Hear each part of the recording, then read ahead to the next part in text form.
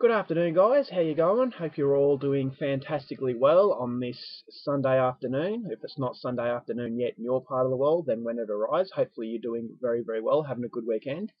I wasn't originally going to do any reviews this weekend because I had a lot of sport on, but unfortunately the wet weather has caused cancellations to these games, so I thought, what better way to spend a fairly miserable weekend than to do reviews for you all. So hopefully you're not sick of me yet, and hopefully you're not sick of the fact that this is going to be another French horror film. So I know I do a lot, but you all know that this is my thing, so hopefully you find this one as interesting as the last one. It's a 2010 release, so it's a very, very new French wave horror film. It's spoken in French, English subs, directed by Frank Richard, although I think the way to pronounce his name in French is Franck Richard. So I could be wrong, but that's just my attempt. And this movie is called Le Meurtre, and the English title, and the title that it's more widely known as, is The Pack. And the story is as follows. In the middle of a snowy no-man's land, Charlotte picks up Max, a hitchhiker.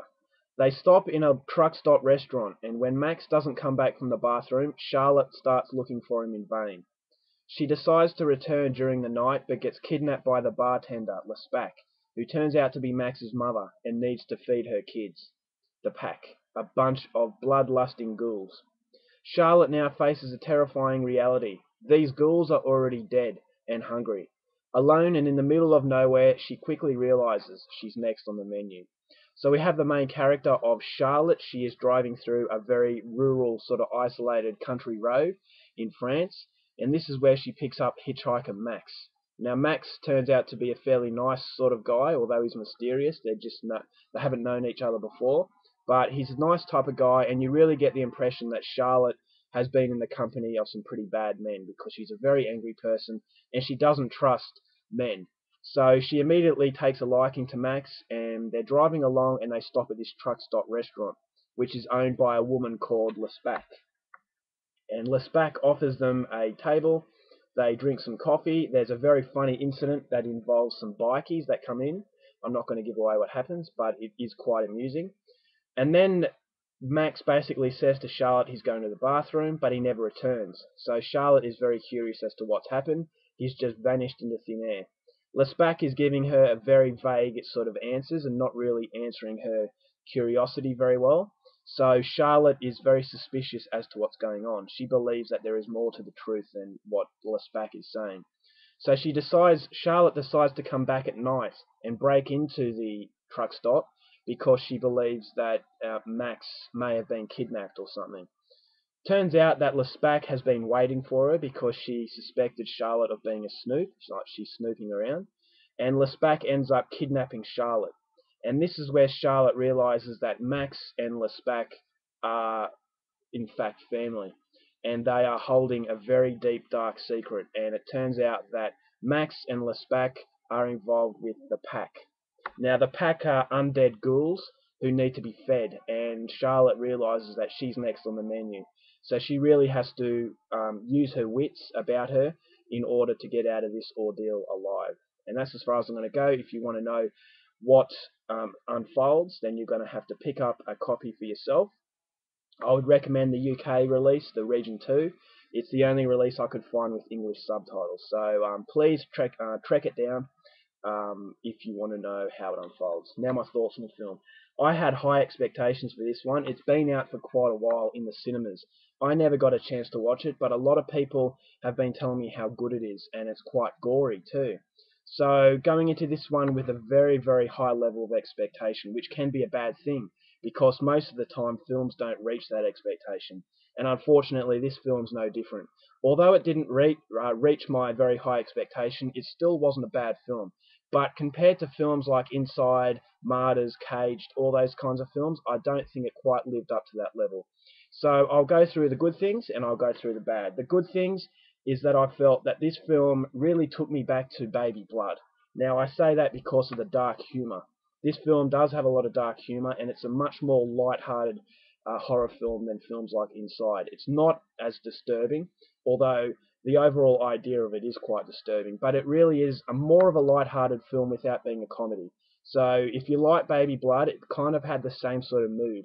So that's what I really liked about it, because it was something a little bit different. Now, the atmosphere was absolutely phenomenal. The director really did some good things. Now, there were some parts of the direction that I didn't like, but what I loved about the film was the atmosphere, especially when you get to know the pack. When they're first introduced, I thought the build-up and the tension was phenomenal. I absolutely loved it. I love the way the ghouls looked, although I know a few people out there didn't, but I really liked the way they looked and how they sounded. Very, very menacing. They were very slow, so they were kind of like zombies. I know a lot of people like the slow kind of ghoul-like creatures, and they weren't running. So I really did like the atmosphere. And when you get to see the pack for the first time, just the tension of waiting for them to appear is quite, intense. And I really, really like that about the film. Every single time the pack were on screen, it was just a really nerve-wracking time. So atmosphere was great. It was a very bleak sort of film, no colour. Well, there was colour, but it was very dreary. So you really knew that you were watching a French horror film. It had a very French sort of flavour.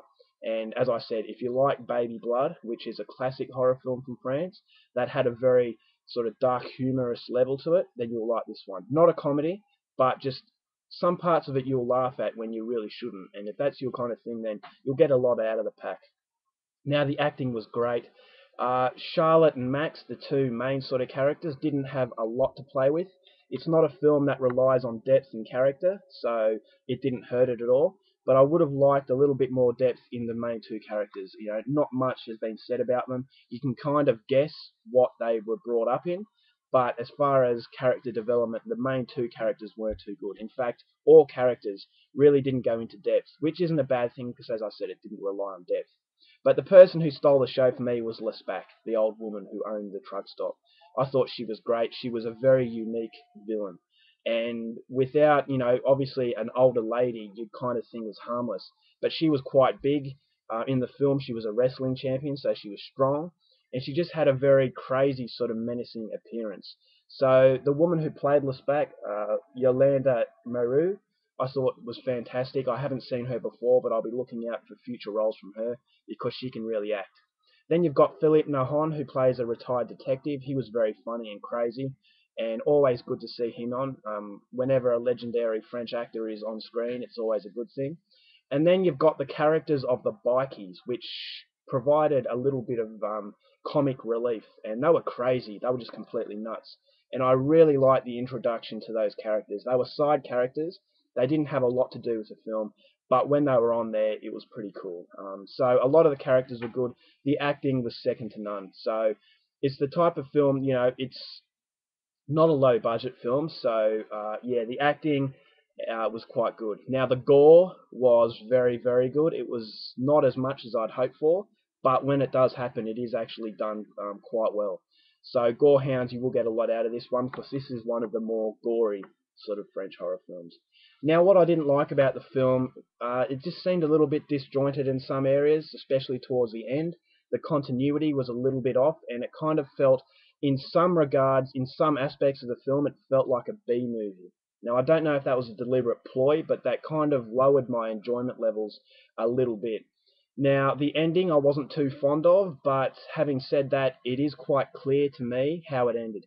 Now, a lot of people are saying it leaves it up in the air for debate, but I don't know if you've seen another version or anything, but the version that I watched, it was pretty much an open and shut case as to how it ended and what happened. So I'm not going to give away, I'm not going to discuss any further about the ending. It's something you're going to have to watch to find out. But I think it was a fairly obvious ending, and it tells you fairly obviously what happens. So, the only thing I didn't like about it, as I said, the continuity. There wasn't a lot of depth, but it didn't rely on depth. So it's just the disjointed sort of feel to the whole film that took my enjoyment levels a little bit down, and it suffered from the expectation, which is a very common thing amongst horror films. You build it up so highly that it just doesn't quite reach that expectation level, so it comes across as a bad film. But this is not a bad film. It's very enjoyable, and I would highly recommend it to anyone who is a French horror fan or looking to get into French horror. Because this is one of the more light-hearted ones, but it is very gory, and there are some genuine creepy scenes and characters. So that's my review of The Pack. I would highly recommend it. I hope you enjoyed the review, and until next time, take care of yourselves, and I'll see you later. Bye.